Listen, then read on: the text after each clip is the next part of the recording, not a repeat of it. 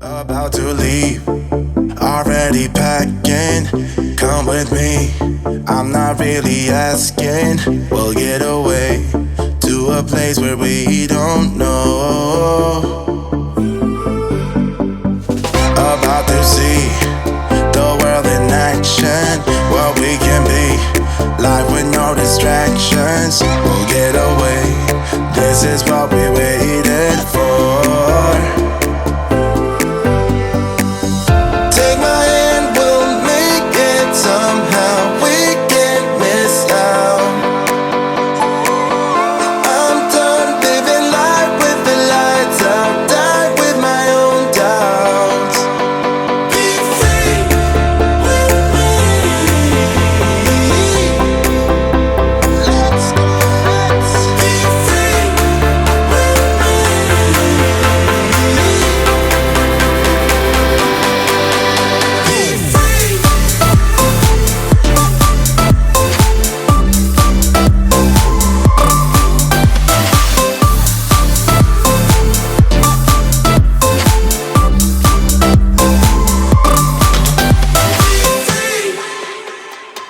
Now looking back, eyes on the freeway, Bonnie and Clyde, a classic cliche.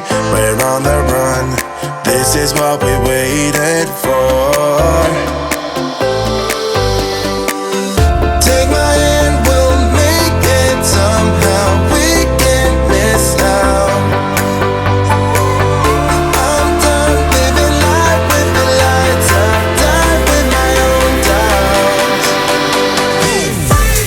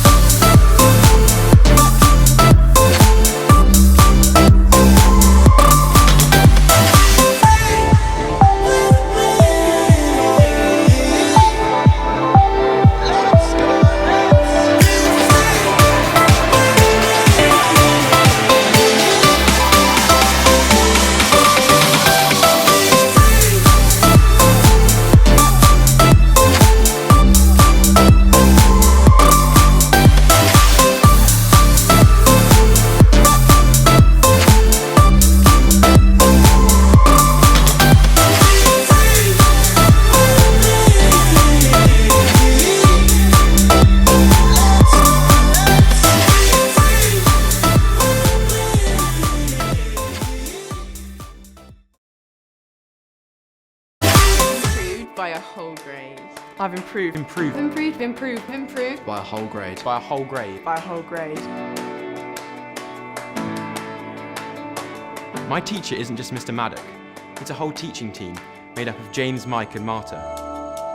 My classroom's all about doing and applying. My days standing at the front of the classroom with a PowerPoint are long gone. I master every concept by learning at my own pace. I spend 100% of my class time interacting and supporting individual students. I move on only when the moment is right for me, not the whole class. I know what each and every student is mastering and struggling on at every moment. I know exactly what I need to learn next, and I can go back and review material at any time. I spend my teaching time supporting and inspiring, not planning, delivering and marking. I can learn from anywhere at any time. I can switch off when school closes, knowing they are learning from the best. My teacher has my homework marked before I get to class. I set every piece of homework at the start of the year. I'm 2 weeks ahead of my expected progress. I can track everyone's progress with a swipe of a finger. I can track my own progress and set my own targets. I now have time to focus on developing the skills of every learner in my classroom. I know exactly what it means to explain, evaluate and analyse, and I'm not afraid of any exam. My lessons are now far more about the skills and the application, not just the content itself. I've completely remodeled what it means to be a teacher in my classroom.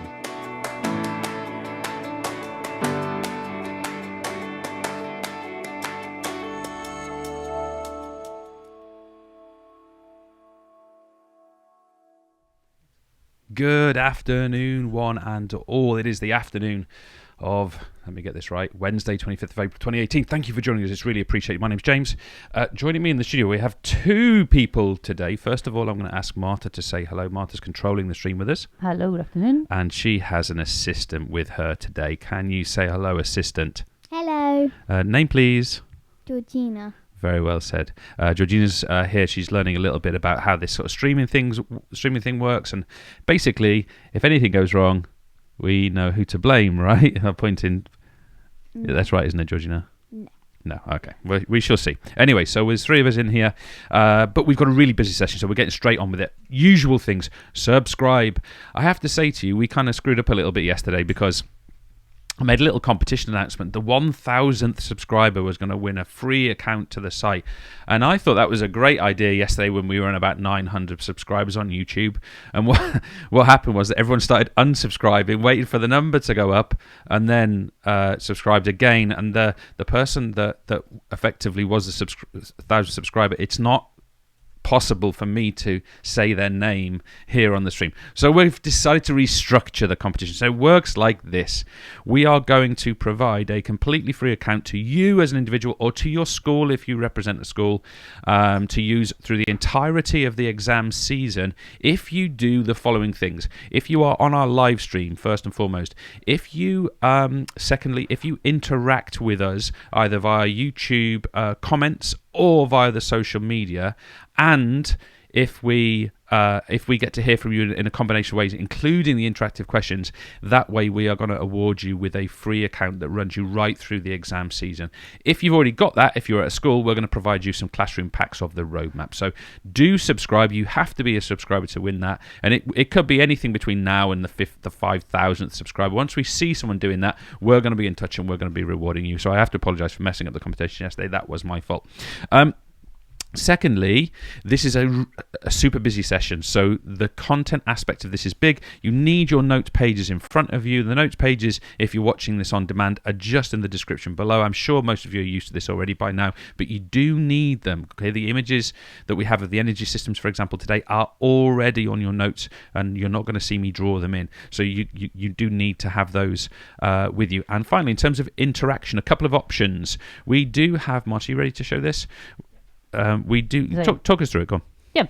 So we've got the interactive questions that are available for you. So remember, you need to go to the EverLearner.com, click on News, go to Interactive Questions, and then you've got here the interactive questions. And today, interactive session question 5 is session 5. Yes, I knew that. Thank you very much. On energy. Sometimes I forget. This time I hadn't. So you click on energy, and here is today's question that you can fill in and click submit, and then we'll receive it. A great opportunity for you to work on the skill of evaluating something which is pivotal to all of you as A-level students. So get your answer submitted. Of course, we're very likely to appreciate that with regard to the competition as well. Secondly, can you also interact with us with regard to our hashtag revision break? We do want to see, we had some absolutely brilliant ones yesterday, I have to say, but we want to see your revision break images, please.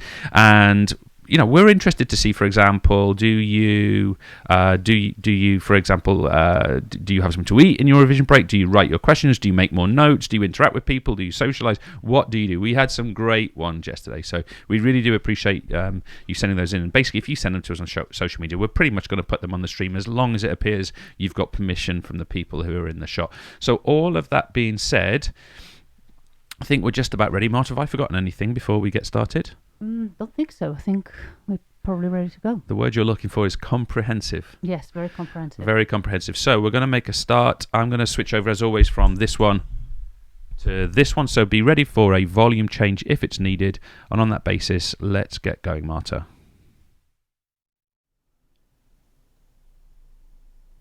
Okay, I think we are ready. So look, we've got the title here, Anaerobic Processes.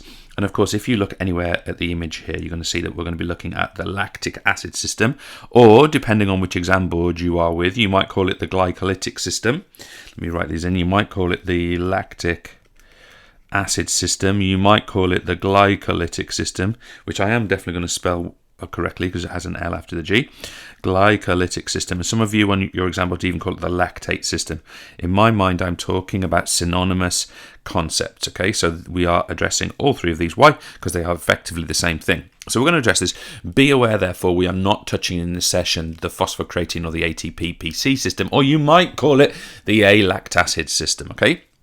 We are talking specifically about the lactic acid system.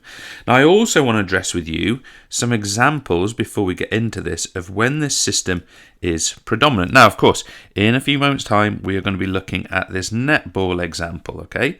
And we're going to be talking about that in a little bit of detail, all right? So you can look at certain games play. I like to be really specific with my examples of the lactic acid system or the glycolytic system. Something like, for me, a 400-meter run is a classic example of a lactic acid system powered or predominant event. You can put 400-meter hurdles in there if you want. I also like to think about something like a 100-meter swim. Okay, so elite level, something which is going to be around about a minute, something like a bit like the 400-meter, slightly less elite level, but you get the point. We also could be talking about something like a full court press.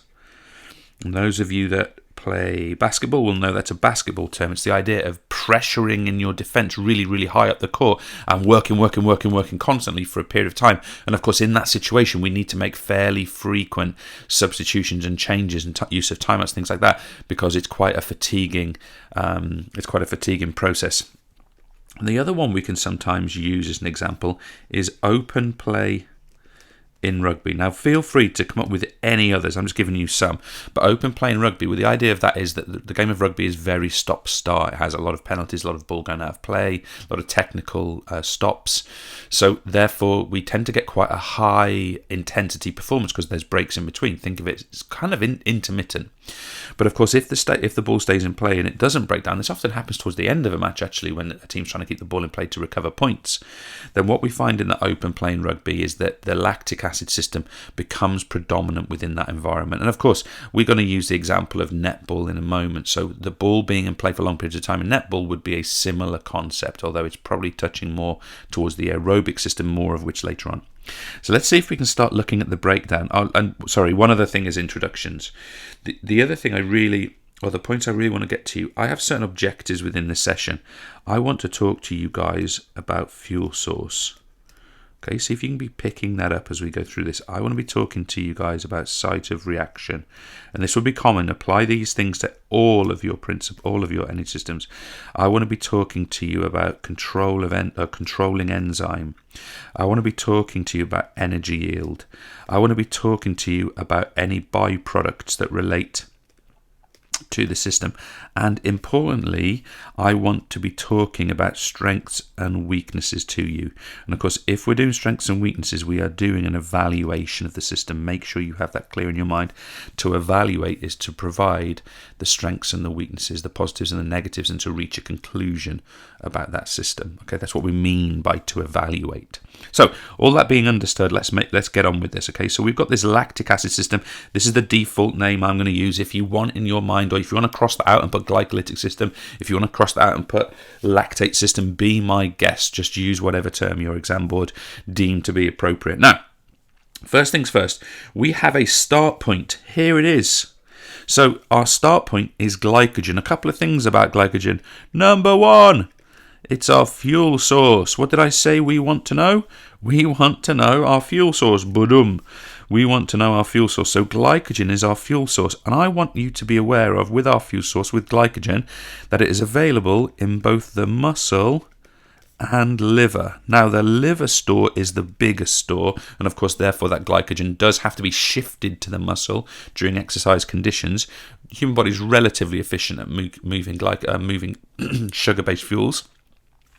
So it can be moved relatively easily, but just be aware that the biggest store is in the liver, but we have a store in the muscle, which of course we can start to think of as an advantage because the fuel source is in the location where the work is going to be done.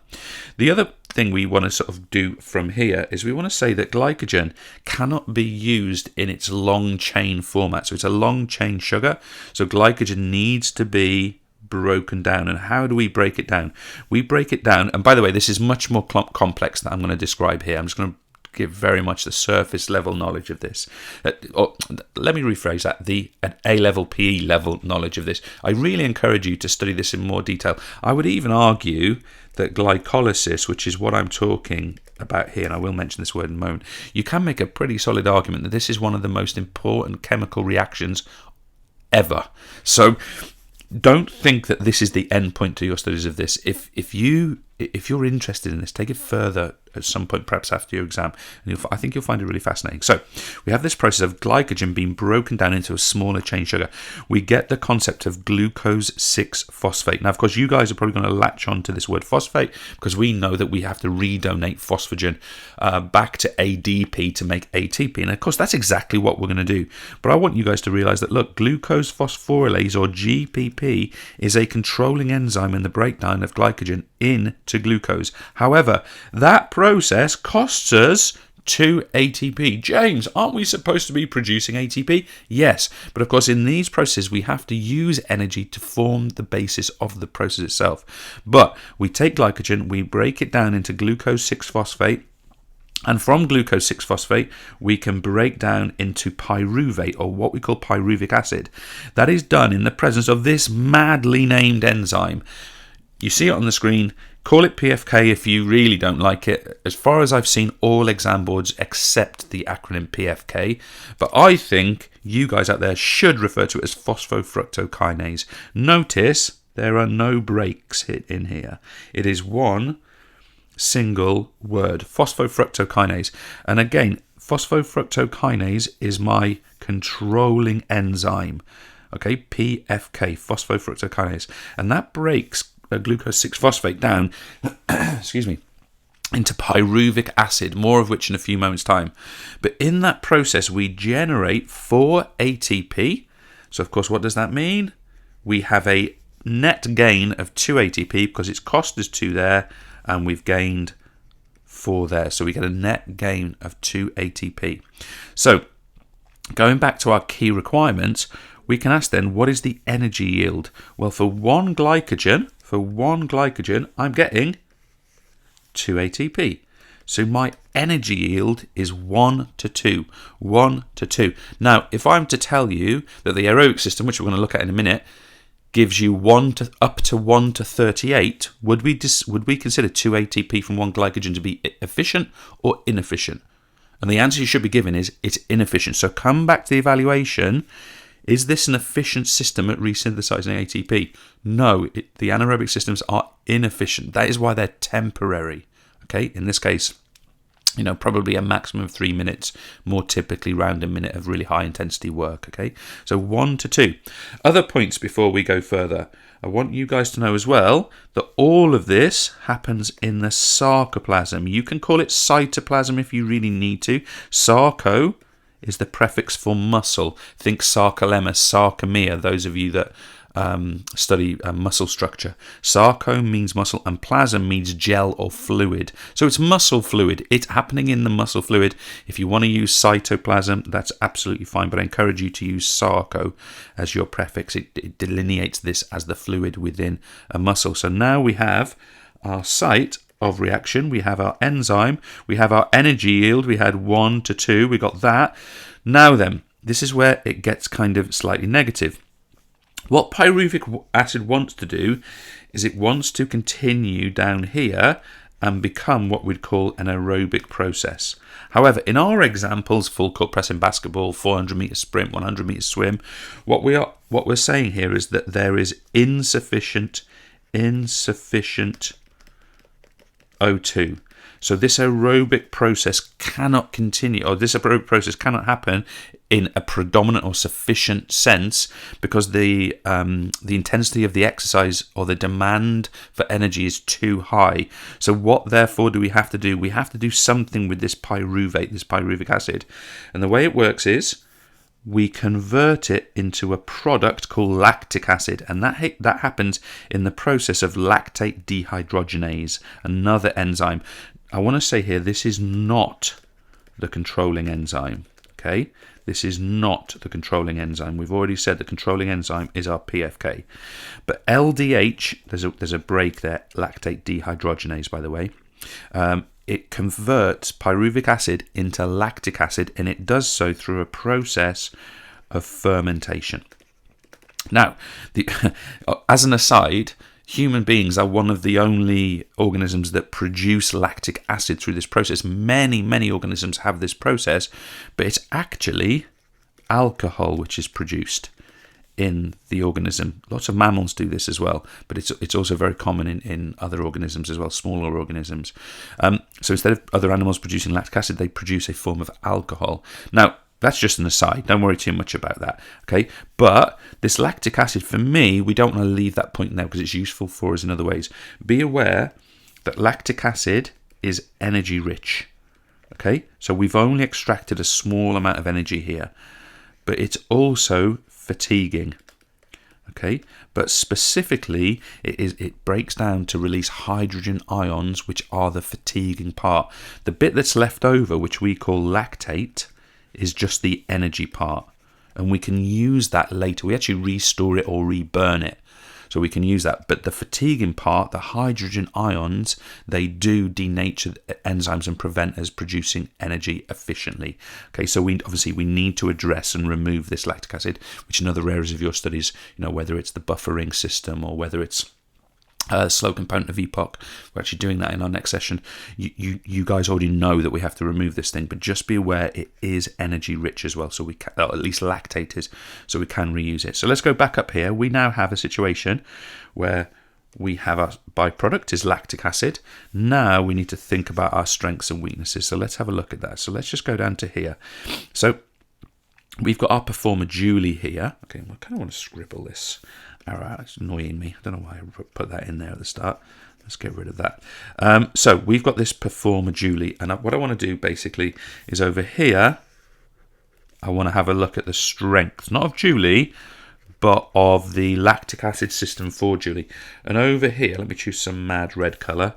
Over here, I want to have a look at the weaknesses. What have I written? Oh, what? I can't. My handwriting's bad anyway, but I can't live with that. Weaknesses. Come on, James, slow down. Okay, so let's have a look at the strengths of this system. So first things first, I think this is a really important point to make. There is no delay for O2 delivery. So of course, we're comparing in many ways there to the aerobic system. We are not waiting for a delivery of oxygen. We've also got the fuel source is present. So can you remember that we said the fuel source is glycogen, and because of that we can say the fuel source is present, and we can say in the muscle. Okay, when we talk about beta oxidation of fat later on, of course that fat is not in the muscle for the aerobic system, for example, but this fuel source glycogen is in the muscle. And the other point, I wonder if you guys can extract it from the examples I gave. What would be the other point about these, another strength of these? 400 metre run, 100 metre swim, full court press, open play and rugby. What we're saying here, this is like bang, bang, bang, bang, bang, intensity. So what we're saying here is that this is high intensity energy. So in other words, this anaerobic lactic acid glycolytic system is capable of producing high intensity energy, but of course, as we're going to see in a moment, it's temporary. Let me pronounce that correctly. It's temporary. I've completely forgotten how to say that word. It's the pressure. Now, weaknesses. Well, there's some obvious ones. We have a short duration system. Okay, short duration, and that duration we're going to refer to as a max of 3 minutes. But the point I would make is that's 3 minutes of fairly gentle anaerobic work. If you are really pushing hard, you're probably going to be much nearer to the 1 minute mark for your threshold. Okay, so 3 minutes is going to be a max for that kind of anaerobic predominant work. Don't forget all energy systems contribute all the time, but we're talking about the predominant system. We're also saying we've got a fatiguing byproduct. And you guys already know that is lactic acid. If you want to be specific and say the hydrogen ions of lactic acid, feel free. But the fatiguing byproduct, and it's fatiguing because lactic acid or hydrogen ion from lactic acid, amongst other things, prevents the operation of PFK. PFK is the enzyme which controls both aerobic and anaerobic glycolysis. So as a result of that, we can't produce more energy, so we fatigue.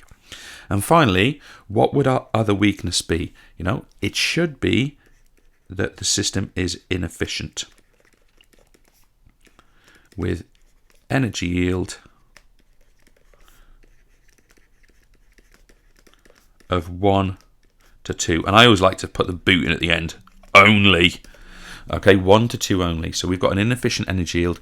But, just as a little aside on that one, don't forget that the ATP-PC system is 1 to 1. 1 phosphocreatine for 1 ATP. So this is actually doubly efficient to the ATP-PC system. But we still consider it to be inefficient because the aerobic system is so efficient. So have we addressed our main points? Fuel source, glycogen, thank you. Site of reaction, sarcoplasm, thank you. Controlling enzyme, PFK phosphofructokinase, you can mention GPP as well, glucose phosphorylase. Energy yield, 1 to 2, thank you. Byproducts, lactic acid, hydrogen ions, fatiguing, thank you. Strengths and weaknesses, we just did them. We're in great shape to discuss this model. Now, let's have a little look at some questions. Before we do this, can I just emphasize as well that there is absolutely nothing wrong with you drawing things in your answers to your questions. You might even see me doing that in a moment, even if you're not directly asked for it. Okay, let's have a look at a question. Evaluate. We know what that means. Give strengths and weaknesses and reach a conclusion. Evaluate the contribution of the lactic acid glycolytic lactate system to the resynthesis of ATP during Julie's match performances. Okay, fine. Let's have a little look at it. Here's my first part. Notice, look, I'll just kind of underline in orange, a strength. I'm not messing up. I'm not introducing this answer. Why would I? Just answer. A strength of the system, I'm straight in. A strength of the system is that there is no delay in O2 delivery. So straight away, I'm giving the mark. I'm picking up mark. I'm giving a strength. Then again, look, I might not have a weakness. A weakness is that the system is short duration. I should have given myself a mark there. Is short duration, lasting a maximum of 3 minutes. Circle, kind of tick 1 mark. But can you see how that first point does something very base? I go strength, I go weakness. Feel free to go weakness and strength. If you really want to, go weakness, weakness, weakness, strength, strength, strength. That's absolutely fine. For me, on just this 6-mark question, I like to go 1 strength, 1 weakness. That's just personal choice, but if you want to do it the other way, that's your choice. But you must present both sides. Next little batch. On the one hand, beautiful prefix to use when you are talking about evaluation. On the one hand, and don't forget that comma, on the one hand, so I'm going to give sort of either a strength or weakness, the lactate system offers high intensity energy. There's my strength. But on the other hand, my grammar is correct, my use of commas is correct. But on the other hand, lactic acid is a fatiguing byproduct. Thank you. So I'm clearly evaluating. Here's my next point. A final weakness, so again I'm talking about strengths and weaknesses. A final weakness is the inefficient energy yield of 1 to 2. Circle, tick 1 mark. 1 to 2, 2 moles of ATP from 1 mole of glycogen. So I've just made sure I give my knowledge there. And finally, however, comma, so now onto the negative, this is double the yield of the ATP-PC system. Now, this one, you're either going to get here a benefit of the doubt, or you're going to get a vague here, whether this appears on the mark scheme. Let's be super nice to James, and let's say that appears on the mark scheme, because it's more than the ATP-PC system. But you, for 6 marks here, is that 6th one, is it clinically, is it absolutely definitely a weakness of a strength of this system? If we go back to what we wrote here, what would I have been better put in there? I maybe would have been better put in there fuel sources in the muscle. Okay, so maybe I should have done that. Now, the other thing I wanted to say here is in this one, in any kind of evaluation, you really should reach a conclusion.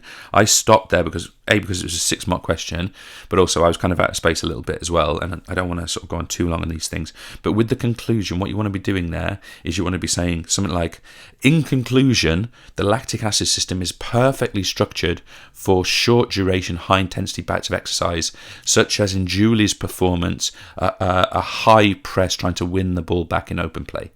That would be where the conclusion comes in. The other weaknesses of my answer, the other weakness of my answer is I don't feel I've related back to Julie enough. And when you submit your answers to us, I encourage you to do that a bit better than I have. Nevertheless, let's move on. Describe. Describe means that we are going to give the composition. We're going to give the characteristics. Okay, I don't need to explain why. Characteristics. I don't need to explain why. I'm going to say what it is like. I'm going to do those kinds of things in my answer. So describe the lactic acid energy pathway. It's a pretty simple question. Let's see what we come up with. The lactic acid system is characterized by, what did I say over here? Characteristics. Characterized by. Now, what do we need to characterize our system by? Fuel source, energy yield, byproduct, blah, blah, blah. By the site of reaction being the sarcoplasm. Lovely. Looking for full marks. And the controlling enzyme being PFK. Lovely. The energy source is glycogen. Lovely. And the energy yield is 1 to 2. Now, probably that's all I need to do.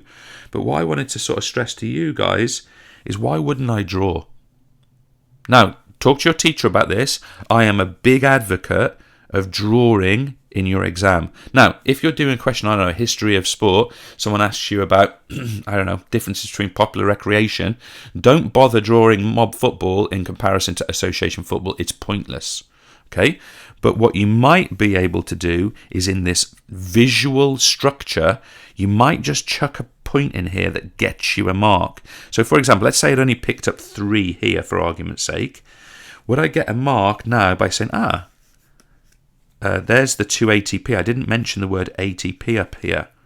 So now he's mentioned it here by drawing it, so I get it. Here, he said that pyruvate is converted to lactic acid. Could that have got me a mark, for example? So don't leave knowledge in your head. If you think the drawing is relevant, draw. I can't emphasize that enough. Again, don't bother if it's completely pointless and meaningless. I'm going to draw Albert Bandura because he was the founder of social learning theory and he had a nice, pretty face.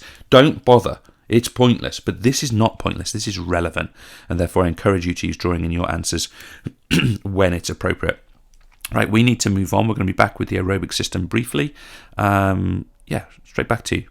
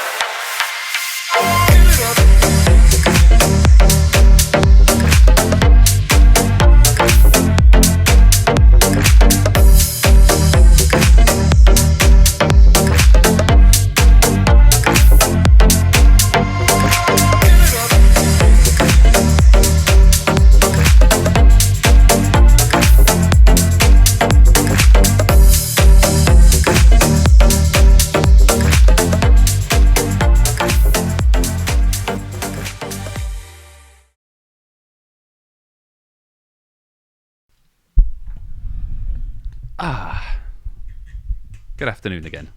So, how are we all? That was a big chunk. Okay, so well done for sticking in there, because that was a meaty session. So yeah, questions, Marta? Do we have anything from you? I'd like to know a little bit more about evaluating. I'd like to know what are the most important things. If I'm asked to evaluate in an exam, what do I need to do? Okay, so for me that has two features. So feature one, without doubt, is you have to look at something from both sides or from more than one side. So typically that's going to involve a strength and a weakness analysis. It's going to involve a pros and cons. It's going to involve an advantages, disadvantages type conversation. So we often say you look at it from this side and then you look at it from this side. The second part is that you really should, as I said there in that little section, you really should reach a conclusion. Now I would say that's particularly important in what we'd call a leveled question, a question where your mark is not awarded for one correct response, for one mark scheme point. You're being put into these bands or those levels. Then the conclusion is particularly important. So whenever we're evaluating something, we should always our writing should always culminate in a conclusion. And by the way, that's not just an exam writing point. If we're evaluating something in life, we should also come to a conclusion, a balanced conclusion based on the information that's being presented. So this is not just an exam skill, but something. It's even a thinking skill.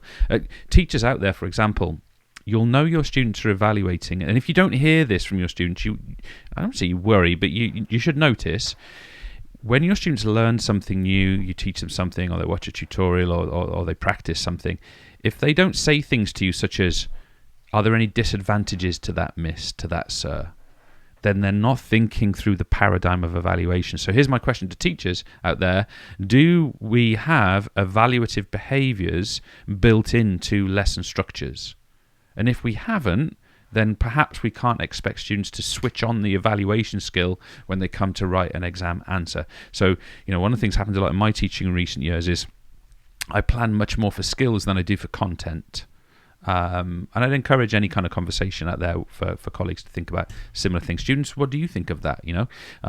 Typically in our teaching, we think, right, I want my students to learn concept X, Y, Z, anaerobic energy, whatever. But perhaps what we should be thinking is, I want my students to learn the skill of evaluation through content X, Y, Z. Anyway, I'm going on to teaching and learning. I'll shut up. Anything else, Marta? That's useful. The other question would be about lactic acid. Lactic acid tends to be presented as something negative. Yeah. But you said it's energy rich. Yes, it is. So I don't quite understand then. Is it something, for me, energy rich sounds as something quite positive. It is. But then lactic acid, we're told it is something to be avoided, or what? So can you explain that? Okay, so lactic acid ultimately is a product of glycogen. Glycogen is hydrocarbon which is packed with energy, basically. You eat it in the form of your pasta and your potatoes and your rice and your vegetables and all that kind of stuff. So when we go through the process of glycolysis and we strip away that little 4-ATP, when we do that, we leave a big batch of that energy in the form of lactic acid. Now, the positive thing about that is that batch of energy can be reused. If you want to research, we'll probably talk about this tomorrow on the recovery session. If you want to research gluconeogenesis, glyconeogenesis, these ideas, this is what we do with that energy afterwards. But basically, we reuse it. But really, probably the key thing to realize is that lactic acid is quite an unstable thing, and it breaks down quite quickly into lactate, which is the good bit, the energy bit, and hydrogen ion, which is the fatiguing bit. So it's when we say lactic acid, that's not the bit that actually tires us. It's the hydrogen that tires us, and the lactate just kind of sits there until we do something with it, which can be quite quickly. So it's a useful thing to think about it like that. But what I would encourage students not to think is that lactic acid is just, as I heard it sometimes described, a poisonous byproduct. No, the hydrogen ion is that, and it will denature those enzymes from working and producing things like aerobic energy. But the lactate bit can be reused. And it's a very, very, very rich source of energy. And of course, we're not going to. It can't disappear. We have to either restore it, or we can convert it down the aerobic pathway we're going to look at in a second, to convert it ultimately into CO2 and water, and breathe it. And we breathe it out. Okay, makes sense. Yeah. Thank you. Yeah. Oh, well, that's a nice piece of feedback for me. Oh, Marta. Okay, Right. so are we about there? Yep, I think we should. Yeah, because we've got a. I don't know what the time is. What have we got? 30. Okay, we've got a big chunk left. So I'm going to be going here for at least 15 minutes. So we to have a little bit of time at the end. We really should crack on. Okay. So guys, ready when you are. Let's go. Okay, now into the aerobic processes. The first thing I want to remind you is that we've kind of already, well, not kind of, literally, we have already covered this section in the period we just did. So if you're watching this on demand and you haven't seen the first kind of teaching episode, the first 20 minutes of this, then you need to do that because it covers this material. And I'm not going to go over that because I'm going to have it as assumed knowledge. But what changes with what we going to talk about now is this point here. We are going to now argue that there is sufficient oxygen for this to happen. Okay, so we now have sufficient, whereas previously, if I go back up here, we had here insufficient. O2 up here. So we can now start thinking about an aerobic breakdown of glycogen after it's been converted to glucose 6-phosphate into pyruvic acid. Very little has been converted into lactic acid through the process of fermentation in the presence of LDH. And now we can have a look at the next steps. Now, I also want to remind you that we are looking for fuel source. We are looking for site of reaction. We are looking for enzyme. We are looking for energy yield. We are looking for byproducts.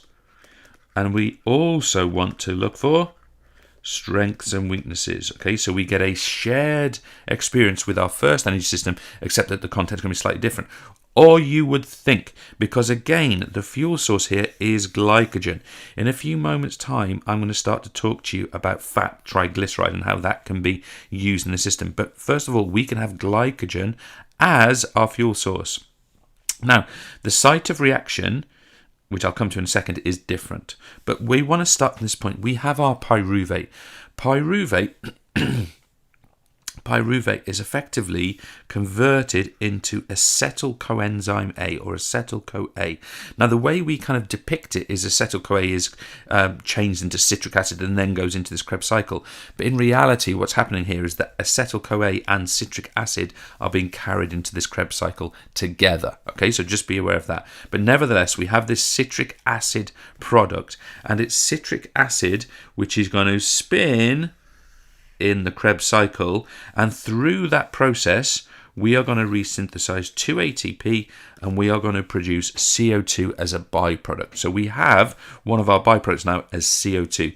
We've got another 2 ATP in addition to our glycolysis based 2 ATP from earlier. So we now have up to 4 ATP from our 1 glycogen mole of our energy source. Other points I'd like to make: we have the Krebs cycle is taking place in the mitochondria.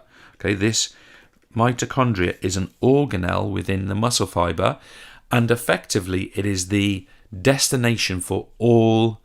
It's a destination for all oxygen that enters the body. In other words, it is the aerobic factory. They produce aerobic energy. That is where that happens, the mitochondria. Now, it's beyond the remit of this little session for us to talk about the fascination that is the mitochondria. Without getting kind of too weird about it, we genuinely don't know where mitochondria have come from. They do not contain human DNA. It's kind of a weird thing. Now, I'm not suggesting anything crazy, but it's kind of interesting just to have in your mind. Study it a bit, have it in your mind, and just let it float around in your mind and start to think about different possibilities. It's really fascinating. Don't misunderstand me. I'm not going alien route here or anything conspiratorial.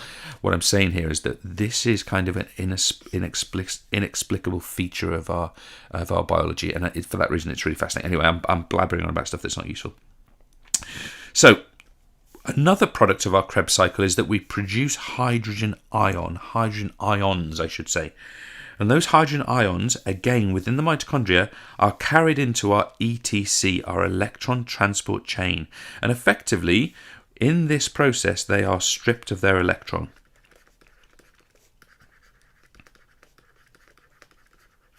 And when we strip this hydrogen ion of its electron, we get a very large and efficient production of ATP, and we produce water. This goes some way to explaining why the production of water, which meant much of which would be sweated out, for example, or breathed out through water vapor, it goes some way to explaining how things like dehydration can begin to happen, because we produce this water as a byproduct along with CO2 from the Krebs cycle earlier. So what, of course, we get here is we get an ATP net of 36.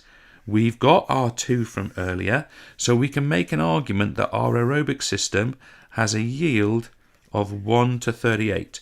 2 from glycolysis, 2 from the Krebs cycle, 34 from the ETC, giving us up to 38. And I should say it is up to. The system is not always as efficient as that. Okay, but it's up to 38. Now, a couple of other things I want you to be aware of. We have another fuel source that we can use, and I mentioned it a few moments ago. We could also use what we call triglycerides. What am I doing? Triglycerides. Now, use the word fat if you prefer, but triglycerides also can enter the Krebs cycle, and they enter the Krebs cycle in the presence of an enzyme called lipase. And this process of breakdown of triglycerides has a really nice name. We call it beta oxidation. And the key point I'd like you to realize with regard to fat, I'm going to touch more detail in a second, is that fat produces very large quantities of ATP. However, the downside to that is that it's quite inefficient. We have to deliver the fat to the muscle, and we can't deliver it in very large quantities. So it's efficient in the sense that it produces lots of ATP, but it's inefficient in the sense that it takes quite a bit of a process to get fat to the muscle for processing. Now, of course, people like aerobic athletes have become much more efficient at that process, so can do this better than those of us that might be untrained aerobically, for example. Now, let's go back to our tick list. We've got our fuel source. We are saying both glycogen and triglyceride. I'm not going to get into proteins entering the Krebs cycle at this point. If you're interested, go and research it. Site of reaction. We have, where have you gone? We have the mitochondria. Enzyme. We've got 2 that could potentially get us a mark here. We have got PFK, which is involved in this glycolysis stage. And we've got lipase. Those enzymes can get you a mark. Energy yield. Generally speaking, you're going to get a mark for saying 1 to 38. In most mark schemes I've seen, you'll get the mark for saying 1 to 32 up to 1 to 38. So anything in between those numbers is going to get you the mark. But my recommendation to you to simplify this is to use the term 1 to 30, or use the energy of 1 to 38. Efficient, of course. Byproducts. We know these byproducts are CO2 and water. You might be saying to me, James, why don't we have hydrogen ions as a byproduct? Because this is then used in the ETC, so it doesn't get left over. Byproduct is something that's left over. We have CO2 and water. How would we get rid of those? We breathe them out. In the case of water, we can sweat that out. Okay, so that's that. Now, strengths and weaknesses I'll cover in just a moment. All right. Now, a couple of other things for me. Examples. What would be our classics? We've got a marathon runner. We've got a triathlete. We've got something like a midfielder. Think about games like hockey, association football, for example, or a rover in Aussie rules or something like that. Don't know why I came up with that example. But the other thing I'd say to you is really important is recovery. Okay, the recovery process is also aerobic. So if we go back to the stuff we did on the anaerobic stuff earlier, we know that it's high intensity with breaks because the fatigue happens. Well, the recovery is aerobic. So, of course, the recovery processes are dominant in recovery. That's why HIIT training is considered an aerobic method, even though it's very high intensity and very short duration, because we're stressing the recovery systems, and those recovery systems are aerobic. Now, let me just drag down a little bit. Let's look at strengths and weaknesses for Kate. This is Kate, our triathlete. Let's look at strengths and weaknesses. So we have got, let me put strengths here because we want to be able to evaluate if we're asked to do it. Let's put weaknesses over here. So what do we have? So on the strength side, we have a high energy yield. Okay, high energy yield. and try and be specific. We've got 1 to 38. In comparison, my headphones are going a little bit funny here, in comparison to the other systems which are 1 to 1 and 1 to 2. So we see an efficient system here. We've got a long duration system. I'm going to talk a little bit about duration, a bit more detail imminently. But the key number I'd say to you about long duration is we have enough glycogen store to go about 2 hours at moderate intensity. So around 2 hours is considered to be that kind of duration. But of course, if you refuel and you use your fat stores cleverly, you can go far longer than 2 hours, which explains why people are able to do things like marathons. Certainly marathons I do a lot longer than 2 hours. Some others go pretty fast. You've got the notion of, triathlons, Ironmans, this kind of thing, where you've got road cycling, where you've got much longer duration. And that's how that happens. Is you've got high energy yield, we've got long duration exercise, and again, we've got no fatiguing byproducts. Now you might say, well, there's CO2 and water, James. Well, yeah, but they're not fatiguing. In fact, if we go back to what we studied, if you did the session with us yesterday, the presence of CO2 actually reduces the pH of the blood in the muscle, and that encourages the Bohr shift, where we're able to dissociate more oxygen into the muscle. Okay. The problem is if we start producing a lot of anaerobic and lactic acid based work, that of course can lead to fatigue. On weaknesses, of course, we've got a delay for O2 delivery. You might want to think about the notion of the oxygen deficit on that one as an example. We've got the delay for O2 delivery. We've also got that this is low intensity energy. I often use the term moderate intensity, but as a criticism here, we're going to say that it's low intensity energy. We can't produce dramatic, powerful movements aerobically. We have to do that anaerobically. Okay, so we've got the delay for O2 delivery, and we've got low intensity energy. Okay, so we've got 2 weaknesses and 1 strength. I have the impression I'm forgetting the weakness. If I am, I'll come back to it in a few moments' time. Okay, let's move on. One quick thing before we get into the questions. I just want to depict something for you. Let me just draw a very simple graph for you. Very simple graph. Okay. So here what we've got is we have got on the x-axis, we have got time. On the y-axis, we have got percentage contribution of energy. Okay, now what we find is that if I take sort of a reddish curve, and this reddish curve is going to be fat, and let me take a yellowish curve, and this yellowish curve is going to be glycogen, what we find is that over time fat becomes the predominant aerobic energy source, and that this crossover point here is approximately 20 minutes. So it's a nice thing for you to realize, after 20 minutes of steady state exercise, fat would become the predominant fuel source because it's getting to the muscle in sufficient quantities. However, we could change this to be basically exactly the same graph. Okay, so let me just draw it in here. Exactly the same graph, but this time, if we put intensity of exercise on the X, and we still have percentage contribution on the Y, contribution on the Y, what we're going to find here is effectively the same model.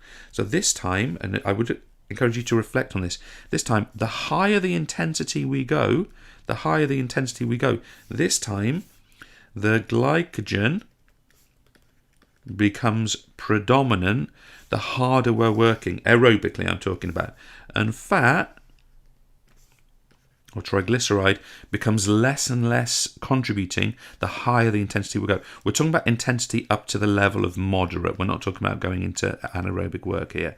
But if you notice here, as we start to work harder, we get a crossover point where, okay, we want to use fat because they're more efficient, but we're working too hard. So what does that mean?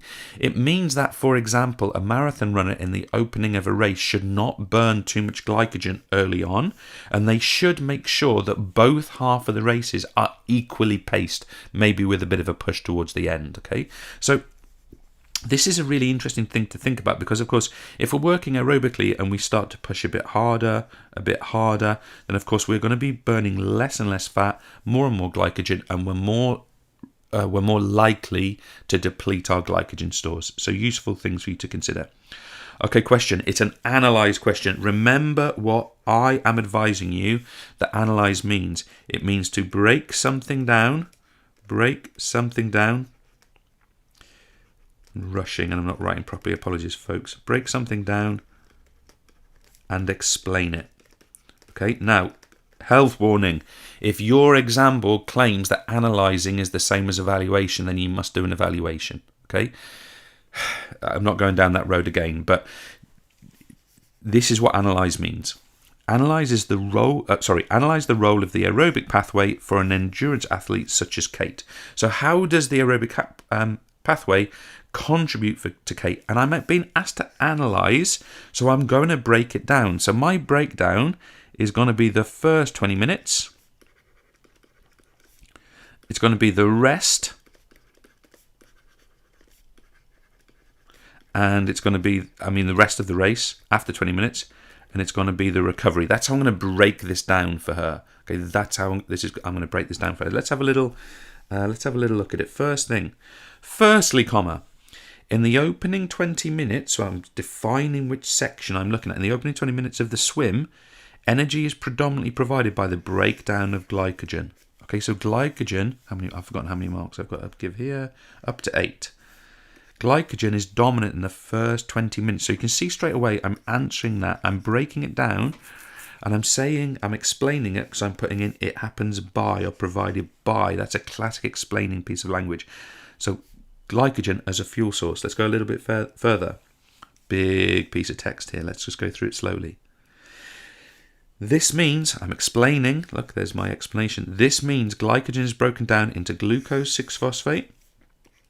In the sarcoplasm, let's assume I get a mark for that, and then into pyruvate by PFK. Now, let's assume I've got 4 marks in that first part and I've got a submax. So maybe I can only get 4 marks for talking about the first 20 minutes of exercise. Then it's pyruvate. 2 ATP net are produced through this process before pyruvate is... So look, I've got all my key information here. Key information. I'm describing my system, or I'm explaining it. So hydrogens enter the ETC, causing 34 ATP. I'm getting good quality information, but I've got to go onto the rest of the race. I've got to analyze. I've got to break this down. Let's have a look. Secondly, after 20 minutes, triglycerides become the dominant fuel source. Entering the Krebs cycle after processing by the enzyme lipase, being broken down through the process of beta oxidation. Okay, so I've got 3 more marks there. So I'm getting towards my max. Can you now see that I've broken this down into the first 20 minutes, the next part of the race, and what I've left us with is a challenge to say finally, comma. Finally what? Let's put a little bit in. Let's see what we come up with. Let me choose the right colour. Finally, during transitions and immediately after crossing the line,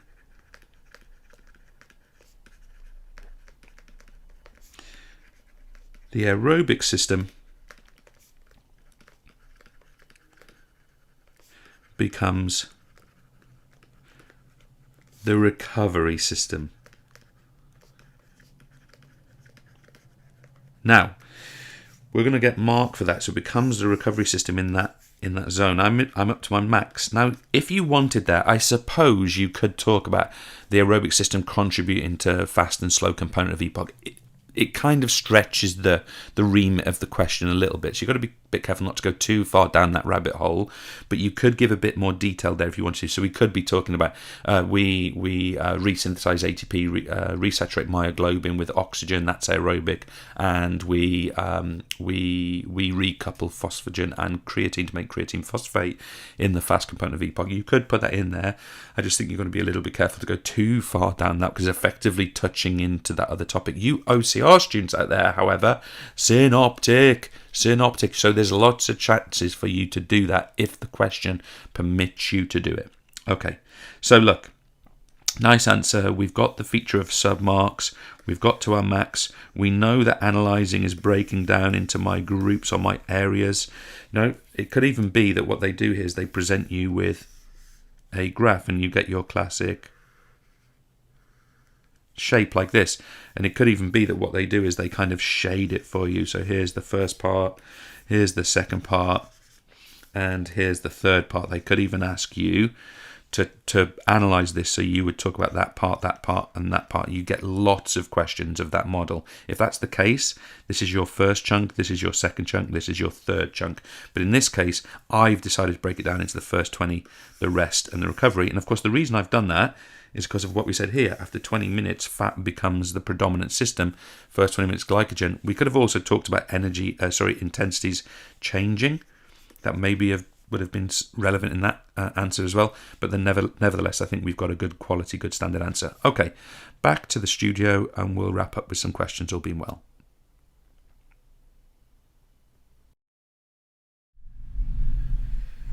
We're back? Yes, we are. Okay, we don't have much time left, right? No.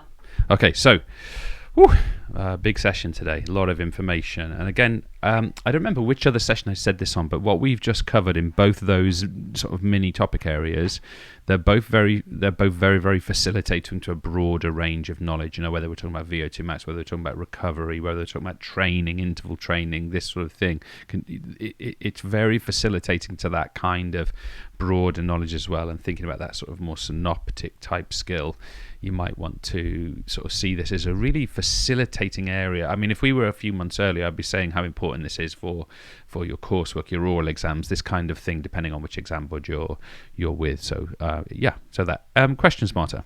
Yeah, there is one question, which is basically when drawing diagrams to represent theories, will students be? This has probably got to do with the previous. It came in at the end of the of the previous you started explaining this bit.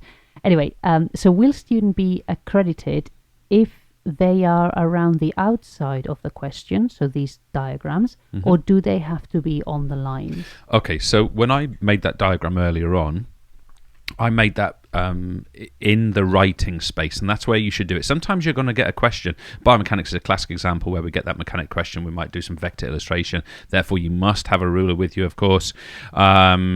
You're literally going to be provided like an empty box. It's going to have no lines in that box, and you're going to do your drawing in that box.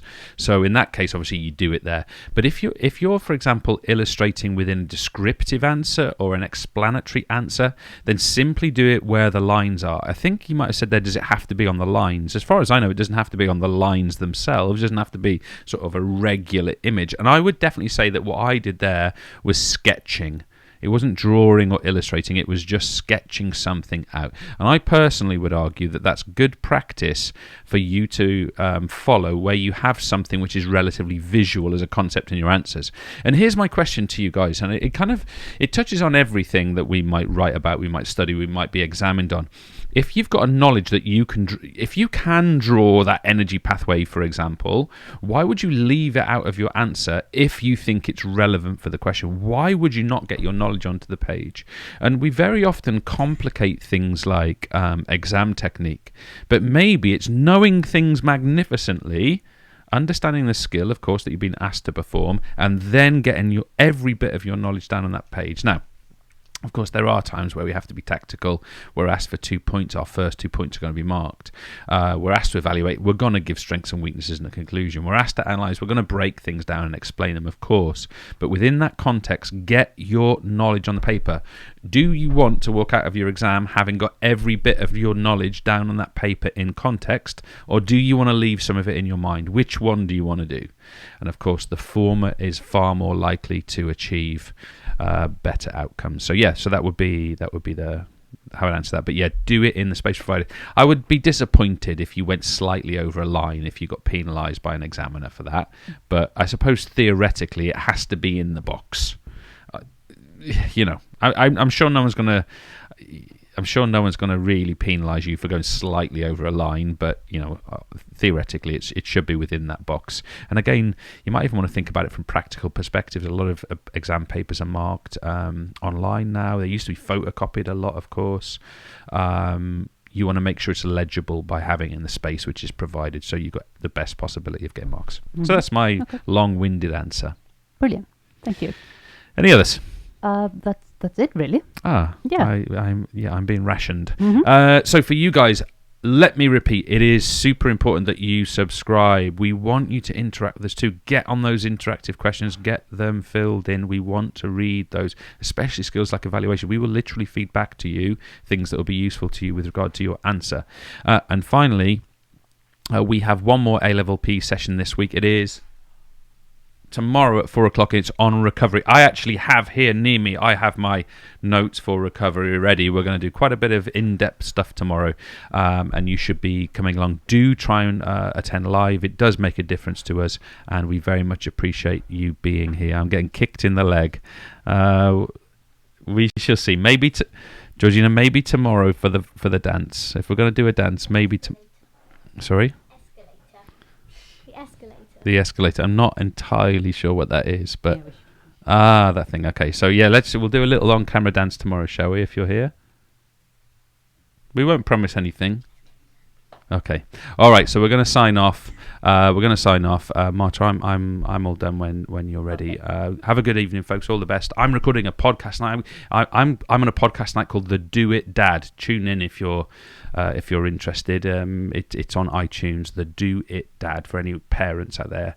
We're going to be talking about the challenge of being a father in the modern world. It's really Martha's a mother. She's looking at me like I'm very judgmentally. All the best, folks. Bye. Take care.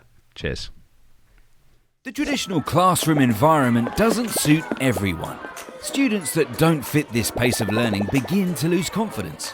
The problem is, the current learning model has holes in it. Luckily, the EverLearner.com is here to fill those holes. With the EverLearner Classroom, each student is given a chance to master each subject at their own pace. With thousands of video tutorials and tens of thousands of automated questions on the site, students can progress at their own individual pace. And because every interaction is tracked within the site, teachers can review students' progress and gain access to razor-sharp data. Teachers will have more time to engage with small groups and be better informed of where their time and support is needed. With the EverLearner, teachers can leave the traditional model behind and become facilitators, coaches, and inspirers. There's a reason we have over 100,000 registered students. To learn more, visit our website today.